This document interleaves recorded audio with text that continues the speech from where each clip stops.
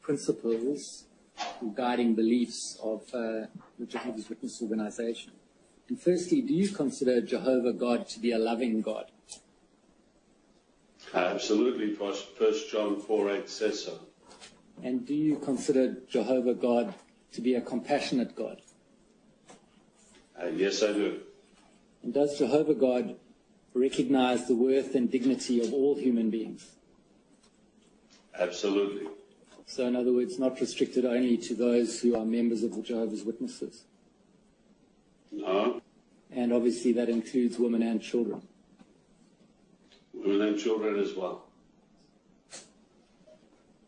And does the Jehovah's Witness organization then recognize an individual's freedom to make religious choices?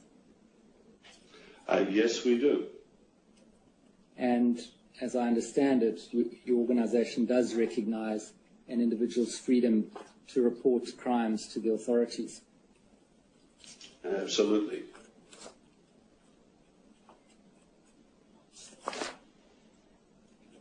Now, as I understand it, people who no longer want to be known as one of Jehovah's Witnesses, but who have been, must then dissociate. Is that right? No, not necessarily.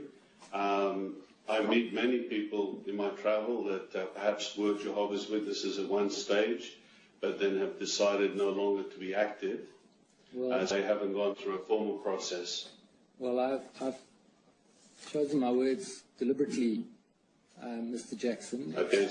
If someone no longer wants to be known as one of Jehovah's Witnesses, they must then dissociate. Yes. Is that right? Well, again, please, if they want to take the action of doing that, but of course they have total freedom if they don't want to apply to officially be removed as one of Jehovah's Witnesses. They can tell anyone they want that they're no longer a Jehovah's Witness. Well, I'll come back to that, but perhaps I can take you to tab 109, page 155. So this is the manual organized to do Jehovah's will.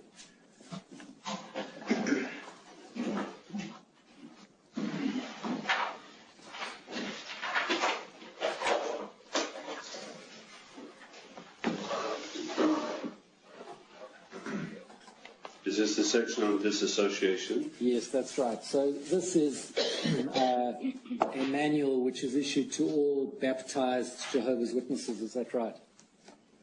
That is correct. And this let me clarify, to be precise, those who are approved to go from door to door. Well, so someone who's preparing for baptism and is an unbaptized publisher would be allowed to have a copy. Okay, I see. So all baptized Jehovah's Witnesses would be guided by this, but in addition you say some who are not yet baptized may also have a copy of this. That is correct. Thank you, yes.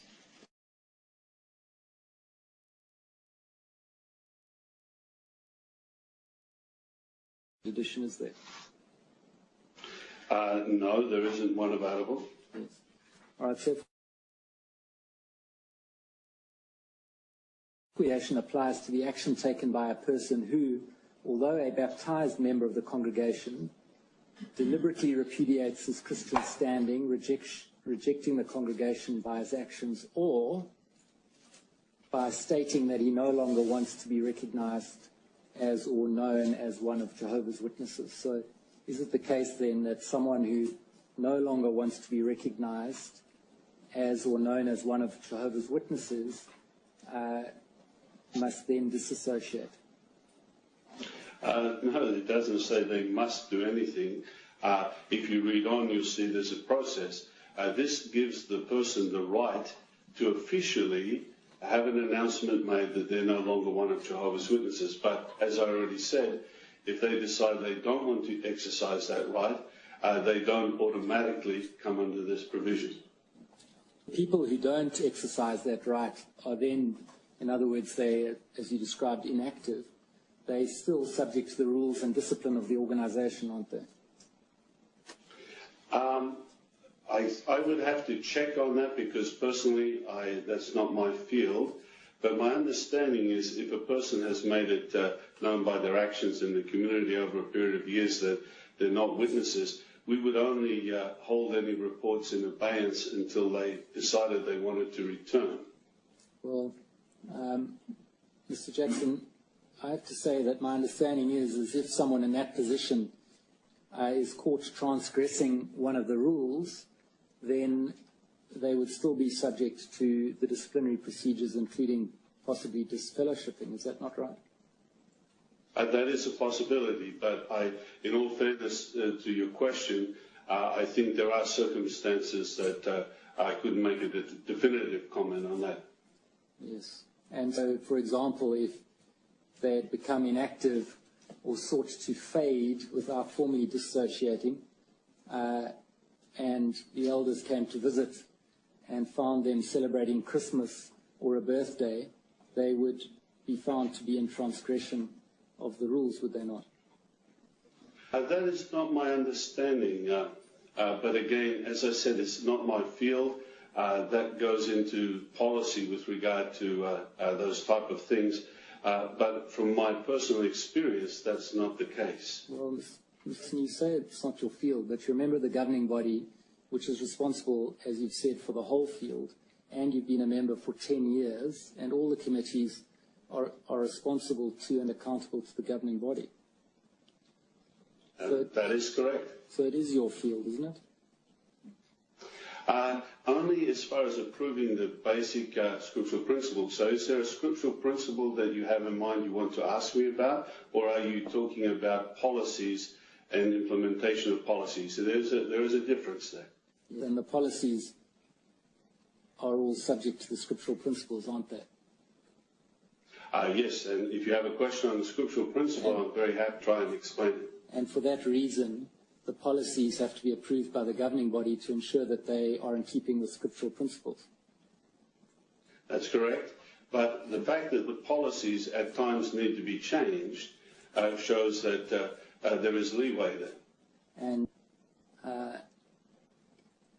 if it's not the case, as you seem to suggest might be a possibility, although you say you don't know, if it's not the case that someone who has not actively disassociated but merely sought to fade or become inactive is not governed by the rules, then where's the line drawn between those who are subject to the rules and those who aren't? That's a good question, and that's where judgment comes in. By judgment, I mean using a person's nous as to is someone still perceived as one of Jehovah's Witnesses in the community. Well, isn't that the point, that if someone is perceived as one of Jehovah's Witnesses in the community, that's because they have not disassociated or been disfellowshipped?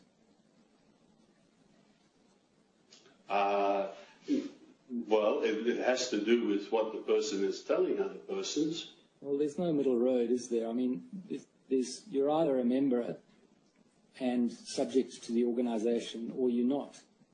Isn't that the case? Yes, but I thought you were asking me about disassociation. Well, I am indeed. So if someone hasn't disassociated but has sought merely to become inactive or to fade, they're then still subject to the organization's discipline and rules. If they acknowledge being one of Jehovah's Witnesses. And if they do the contrary, which is to say they're not one of Jehovah's Witnesses, the effect of that is disassociation. That's if they decide to go down that course. And if they don't actively disassociate, then they will be disfellowshipped as apostates.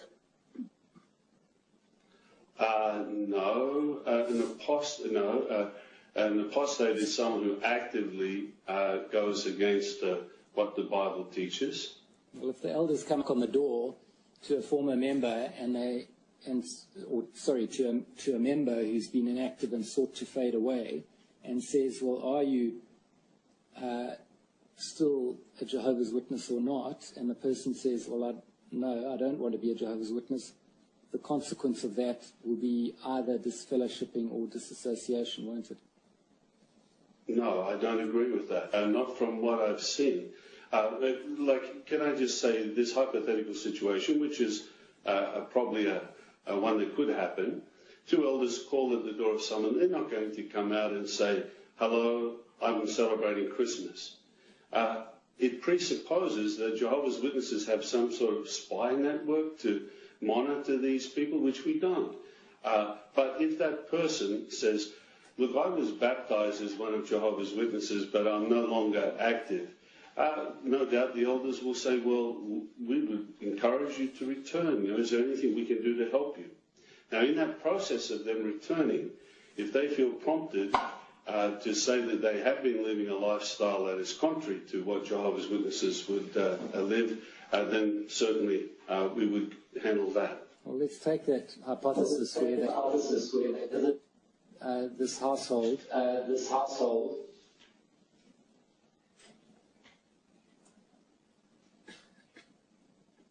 Mr. Jackson, you hear me? I can, yes. Sorry, you started, I didn't hear a question. Yes, it was echoing back at me, but it seems to have been resolved. Mr. Jackson, let's take that hypothesis of the two elders visit the household of someone who's been inactive for some time and seek to explore whether that person will come back to the active fold and encourage them to do so, in the process of which, in visiting that household, they find that that person is, in the eyes of the Jehovah's Witness, living in sin. That person would then be subject to the discipline of the organization, wouldn't they? In a case such as that, yes. And their only way to avoid that would be to disassociate. If they didn't want to go through the process, but might I mention in your hypothetical situation, the person has indicated that they want to come back, and many people in that situation do want to come back. No, Mr. Jackson, my hypothetical had nothing to do with anyone wanting to come back. My hypothetical is premised on the basis that someone wants to leave or not be involved, and I'm exploring the possibility which you put out there of them being able to just become inactive and not actually end up outside the organization or not end up disassociating. Do you understand? So, I do. Sorry, I misunderstood the fact that you said that they'd indicated they wanted to come back. I'm sorry. So the point we've got to then is that, as I understand it, is that a person who's become inactive and wishes merely to remain inactive is still subject to the organization's rules and discipline, not so. You want to come back, but we don't run a police state where we go and try and force people to follow our beliefs. Well, leaving that to one side, the point is if,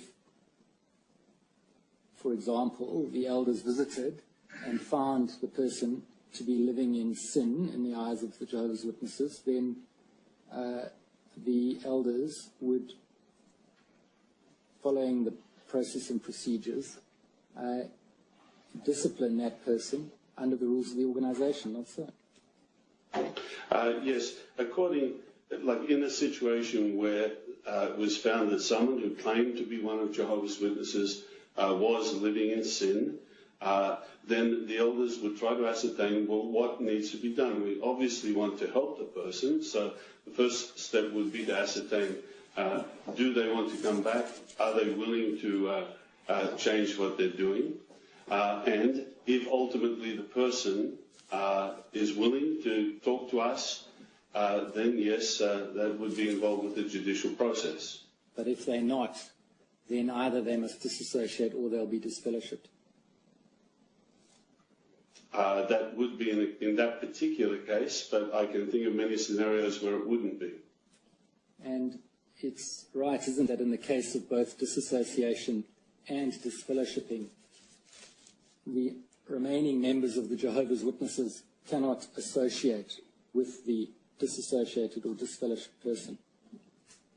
Yes, that's according to the Bible principles, which I'm sure you've already read. And that it's even family members not living in the same household. Freedom from the organization on the one hand and friends, family and social network on the other. I thought I made it quite clear that I don't agree with that supposition. Well, I think you see, are we talking about a gross sin that's been committed, or someone who just wants to leave Jehovah's Witnesses? Let me clarify it. If someone no longer wants to be an active Jehovah's Witness, and they're not in the community viewed as a Jehovah's Witness, we do not have a so-called spiritual police force to go and handle that. Mr. Jackson, the reality of the situation is that a person who's been baptized to Jehovah's Witness is thereafter either in the organization or out of it. Is that not right? I think perhaps you've got your facts a little wrong there. Well, I don't think that's correct, because you've accepted already, Mr. Jackson, that a person in the situation you've postulated of merely becoming inactive is still subject to the rules of the organization. Yes, but if I could mention, Mr. Stewart, your first proposition you put forward, that they meet someone who's celebrating Christmas. This person is not associating with other Jehovah's Witnesses, not actively trying to change other people and so on. A person such as that is not going to be handled judicially, as far as I understand. Sorry, I have to disagree with you. Well, no, but Mr. Jackson, you're disagreeing on the example of what they do wrong, and that's not my point. My point is they may do nothing wrong, but they're still subject to the rules of the organization in the event that at some point they do something wrong. I will agree with that, but I don't agree with the sweeping statement they only have the two choices. Well, that was the point I was disagreeing with. Well, it's right then, isn't it? Because if they don't want to be subject to the discipline and rules of the organization, then they have to leave by actively dissociating. Isn't that the truth? That's if they definitely don't want to be, yes. But there are some that do not want to make that active move. Well, the result then is they're faced with the choice between the freedom from the organization on the one hand and having to lose their family and friends and social network on the other. That's how you would like to put it, Mr. Stewart, but I thought I'm trying to say that there are those, some of whom I have heard of, that just fade away and they're not actively Jehovah's Witnesses. And, Mr. Jackson, you've put it that they have a choice to leave or not to leave. For someone who wants to leave, perhaps because they've suffered abuse by someone in the organization and don't feel that it's been treated properly or adequately, it's a very difficult choice, isn't it? Because they must choose. I agree with that. And it can yes. it can be a very cruel choice for them, not so. I agree. It's a difficult choice. And it can be personally devastating because they can lose their whole social network and their families. That can be the case, yes. Would you accept then that putting people to that choice through this system of disassociating from them, or shunning as it's sometimes referred to, is contrary to the Jehovah's Witness belief in freedom of religious choice? No, I don't accept that. I think you're jumping to a conclusion there, but I understand that you have that opinion. Well, on what basis do you not accept that? Because right throughout the arrangement with Jehovah's Witnesses, people have to make choices based on their own free will. For example, to be baptized. If someone walks up to us and says, I want to get baptized, we're not going to allow them to be baptized. They have to, first of all, understand the arrangement of Christian living. Usually it takes 1 or 2 years for them to go through both the publications that we have, so that they personally can make that commitment. So that is a choice that they made. Now, we are not forcing them in any ways to remain in our organization. But a point to remember is that the ultimate standard we believe in is the Bible, and we feel it's good for people to live by the Bible. The fact that many who have been disfellowshipped return of their own free will is an indication that they likewise still believe that it's a good lifestyle. Mr. Jack, you were baptized at age 13, am I right? I certainly was, yes. And there are, in fact, many Jehovah's Witnesses who are baptized at an age even younger than that? There have been some I have met that have been baptized younger. And do you consider that at that age, someone is old enough and mature enough to make a decision affecting the rest of their lives? Yes, I do in some cases. Obviously, there are some children that wouldn't be able to make that decision. And perhaps some would have questioned whether I could make that decision at 13 years of age. But I've worked with people that have been baptized when they were 11, and they have stuck by that determination their whole life. Well, that may be because they can't leave the organization without leaving behind everyone whom they know. Anything is possible. You see, let's take someone who's baptized at a young age, and then they want to choose some other system of belief. They're then still going to be faced with the stark choice that we've identified, aren't they? That's true. So on that basis, I suggest to you that that policy and practice of your organization is in conflict with the Jehovah's Witnesses' belief, as you said it is, in freedom of religious choice. No, we don't see it that way, but you're entitled to your opinion. And I suggest also that it's in conflict with the idea of a loving and a compassionate God. Certainly, that wouldn't be in harmony with the Bible, what the Bible says, because at times Jehovah disciplined his people by having them go into exile, come back. So Jehovah is someone who believes in the ultimate overall benefit or good for persons, and sometimes that includes some form of discipline. And do you accept that putting people to that choice makes your organization in many respects a captive organization? I do not accept that at all. Is there a scriptural basis to this policy of shunning? Yes. Thank you very much for the opportunity to express it. 1 Corinthians is the scripture, and no doubt you've seen it already. But 1 Corinthians, that's on page 1530. Can you just identify? And in this 1 Corinthians chapter 5, and starting at verse 1, it speaks of a situation where there was sexual immorality in the congregation in Corinth. Sorry, Mr. Jackson, I'm really just asking, is there a scriptural basis, and you've identified what it is? Because my next question is can it change? In other words, is there a basis upon which you foresee that your organization might be able to change that policy? No. Now, do you recognize, Mr. Jackson, and in asking this question, let me make it clear, I'm not suggesting it's peculiar to the Jehovah's Witness organization. There are many, many organizations in this position. But do you accept that the Jehovah's Witness organization has a problem with child abuse amongst its members? I accept that child abuse is a problem right throughout the community, and it's something that we've had to deal with as well. Do you accept that the manner in which your organization has dealt with allegations of child sexual abuse has also presented problems?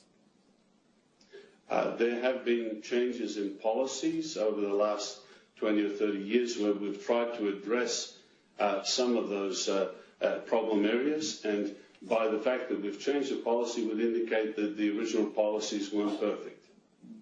And you accept, of course, that your organization, including people in positions of responsibility like elders, are not immune from the problem of child sexual abuse?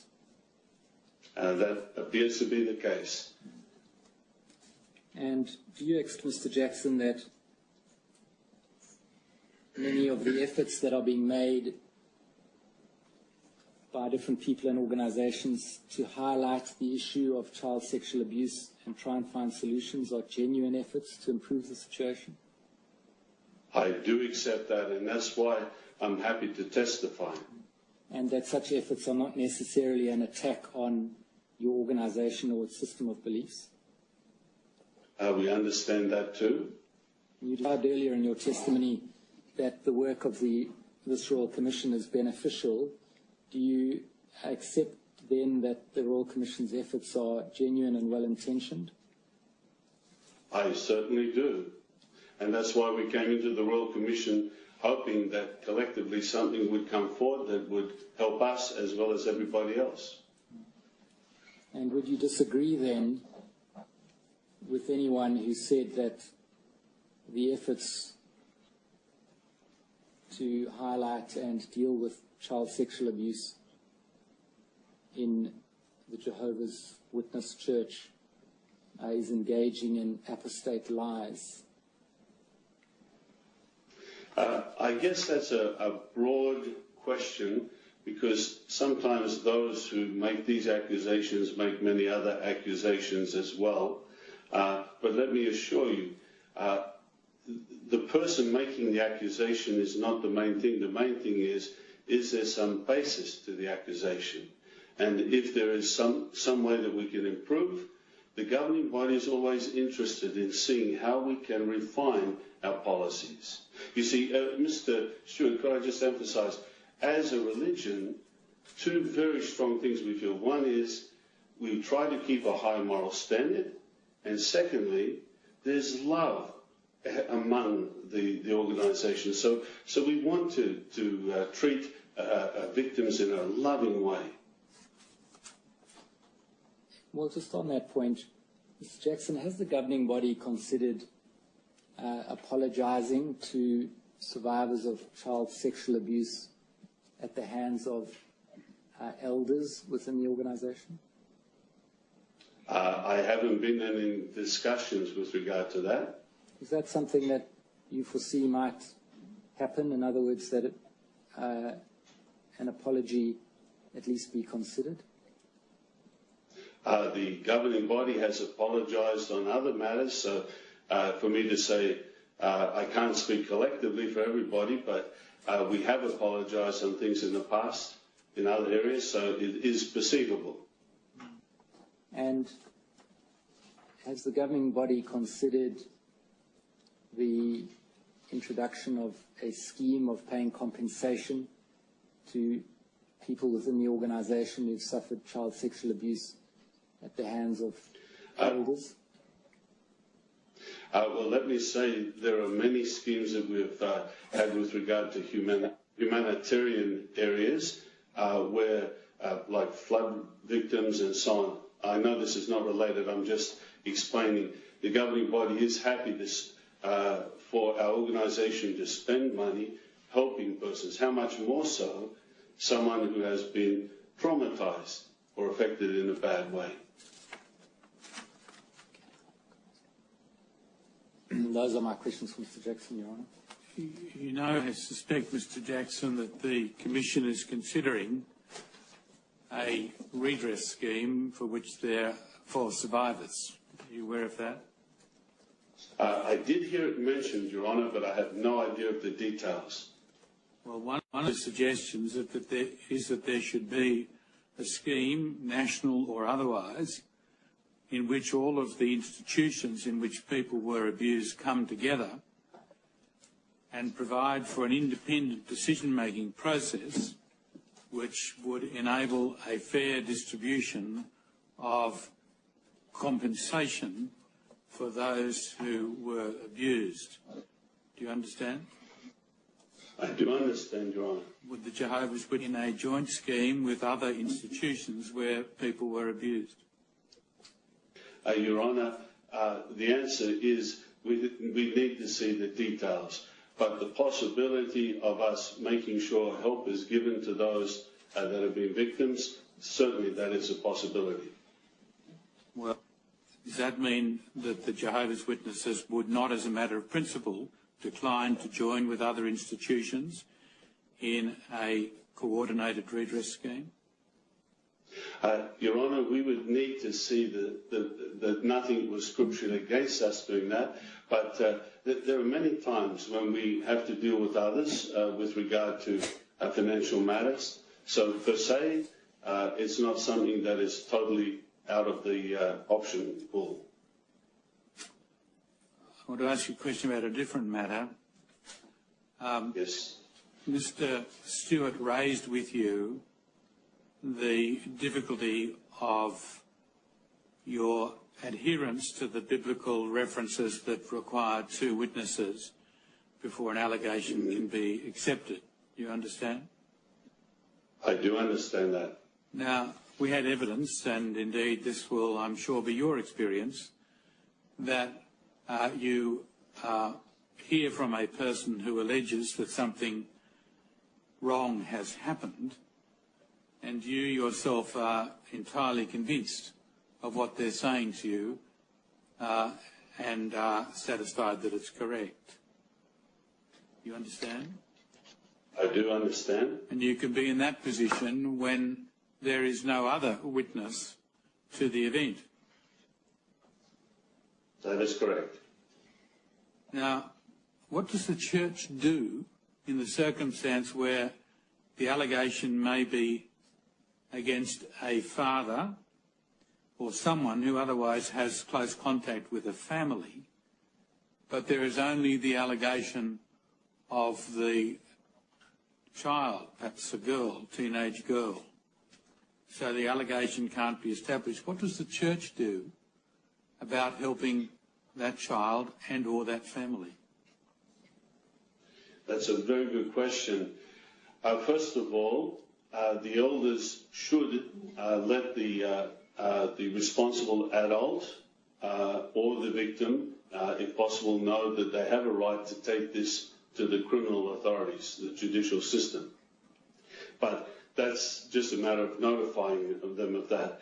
But because we are concerned about the actual physical welfare of someone in a situation like that, we would make sure that there are provisions made that, of course, if it's in the family, we can't take the child out of the family physically, but at least make sure that things are put into place so that this person gets the best possible care and protection. Well, what do you put in place? Or allow the, say it's the guardian of this victim, what they need to do. And, of course, if it goes to the police, then it goes right into that whole government-type arrangement whereby the government has authority to perhaps come in and separate families and so on. But, Mr. Jackson, many of these people don't want to go to the police because that involves potentially a public process, trial and so on. It's very common that people don't want to go to the police. But in the assumptions that I've put to you, the young person has acknowledged the church's obligation imposed upon them to report the misbehaviour to the church. You understand? And then they find that the church won't determine the allegation to be true and act accordingly because there's only one witness, that is the young person. What does the church do to help that person or that family in those circumstances? Well, as I mentioned, first of all, we would let them know that they should go to the police and try and, because this is beyond the parameters. Mr. Jackson, we covered that. This is a person, and there are many of them who don't want to go to the police, but they've come to your organisation because they're required to report misbehaviour. And underlying my proposition is, of course, that they would expect your organisation to help them. Yes. Well, what do you do? And the help that is, well, can I just mention, first of all, Your Honour, our organisation, people come to our Christian meetings twice a week and they go on the preaching work. But what happens in the home is beyond the actual jurisdiction of the elders to tell the parents how they should organise the things with their children. And the point that I'd just like to make is, you see, then everyone is put on alert. Once the accusation is made, now we're aware. Could it be that the father, in an improper situation, another time is seen by the mother, and then she brings this forward? Then we have two witnesses. Yeah, but I'm putting to you the proposition that you have one witness who you absolutely believe. Yes. What do you do? Well, for the ultimate protection of that child, I could, if they feel that child and other children are in danger, I would hope that the conscience of the elders would notify the police if the parent is not willing to do that. So you would hope that the elders would act in that way. Is there any Yes. Is there any instruction that they are to act in that way?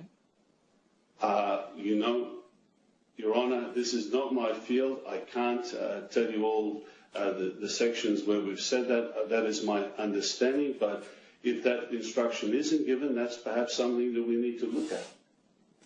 And if the girl says, no, I don't want the matter to go to the police, I don't want the prospect of a criminal trial, but please can the church help me, what do you do? So then scriptural help would be given, but can't go in and take a child away from parents. What do you mean by scriptural? So spiritual. What's the scriptural help? What would that be? So, well, perhaps one of the scriptural things that we could show is, the God's Love book that was referred to in this commission. I don't think you have the last couple of pages of that book for me to refer to, but there's a footnote there that talks about legal and judicial, secular action with regard to other witnesses. And there's a very clear footnote that says there, if someone does something like rape or serious crime, this is definitely that should not stop a witness from reporting it to the authorities. So we would try to spiritually help them to become aware of their rights and the need, because maybe it's their decision, but if this affects other children, neighbours, and so on, surely they need to think a little beyond just the one person. Then the scriptural help that we would give is similar to other situations where people have experienced horrific tragedies in their lives, and their hope and trust in the Bible will give them some comfort. We found that 9/11, when the Twin Towers went down, Jehovah's Witnesses were invited actually to go in and help persons by sharing scriptures with them. Now, if the circumstance is that the young person alleges they were abused by a member of the congregation, but not a member of their own family, and again, you as the elder are persuaded, totally persuaded that the person is telling the truth, what do you do then? The assumption behind it, of course, is that the alleged abuser is a risk to others. What do you do? That's correct, yes. So there is a process, and I think at the moment we are in the process of adjusting some of our policies. So that's why it is a good time for this Royal Commission. But definitely it becomes obvious that we need to inform some. We need to put restrictions on that person as to any type of association with minors. And if a person is genuinely innocent, they're not doing this, they should not mind the fact that they can clear their name by not being involved at all with dealing with children. Your Honour, could I just mention as a reminder, you see, Jehovah's Witnesses, because we respect the family unit, we don't have separate Sunday schools, we don't run youth camps separately, so we believe that things should be done within the family. But the spiritual help that we can give and trying to protect, avoiding contact with someone who's accused with minors is a little easier for us because we don't have those youth group separate type arrangements.